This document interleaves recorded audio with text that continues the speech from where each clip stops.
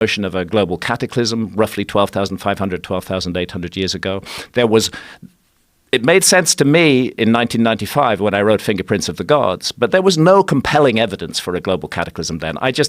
All the evidence seemed to point to that time and a massive global event. And then from 2007 onwards, more than a decade after I wrote Fingerprints of the Gods, we get a group of more than 60 major scientists who are seriously proposing that the Earth was hit by multiple fragments of a giant comet 12,800 years ago, and that this caused a huge rise in sea level and extinctions of megafaunas.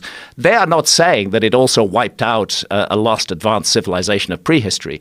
I'm saying that. Yes. But what has changed is that we now have compelling, hard scientific evidence. I'm not saying every scientist accepts it. It's the nature of science to dispute findings. But we have a group of 60 major figures who have seriously proposed this in all the leading mainstream journals. And it's changed the balance of power in this argument. Because one thing that they used to say is Hancock can't be right because there was no global cataclysm, 12 or 13,000 years ago. Well, now we know there was, and there are various explanations for it. So that's moved things along. And the other thing that's changed a lot is the attitude of the man in the street to authority.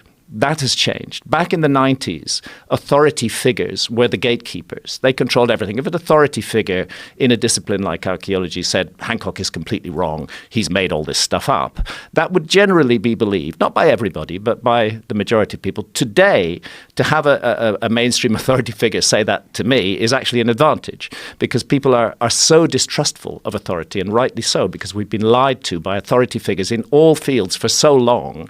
The bullshit has been so enormous that people are finally waking up. We can't trust what authority figures say. And I think we can thank the internet for that. We can thank the internet for that, yeah. I'm sure you've seen the more recent evidence of a crater that they just discovered, like fairly recently. Greenland. Yes, enormous crater. It's an enormous crater. It's 18 miles wide.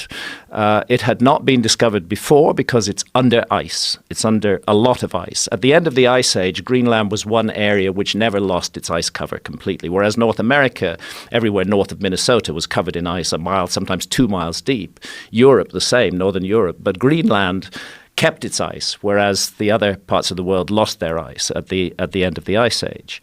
And what's interesting about Greenland is there's already evidence of comet impact in Greenland, which goes back to papers published in the Proceedings of the National Academy of Sciences in 2013, that they found what are called impact proxies in Greenland. In other words, nanodiamonds, carbon spherules, and evidence of a lot of platinum and iron was found in a layer in the ice dated to 12,800 years ago. But the next development, and you're absolutely right, and this was just a few months ago, was the discovery of this humongous crater in Greenland and evidence that it was caused by an iron impactor of some kind.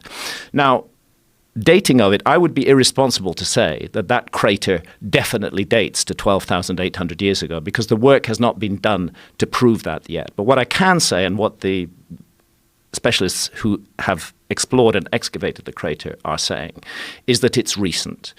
They can say for sure that it happened during the last ice age. Under the crater, is nothing but massively disturbed and destroyed and completely wrecked ice from the ice age, from the Pleistocene. Above it is smooth, perfect ice from our epoch, which is called the Holocene, which began about 11,600 years ago. So all the evidence suggests that this crater dates to that period between 12,800 and 11,600 years ago.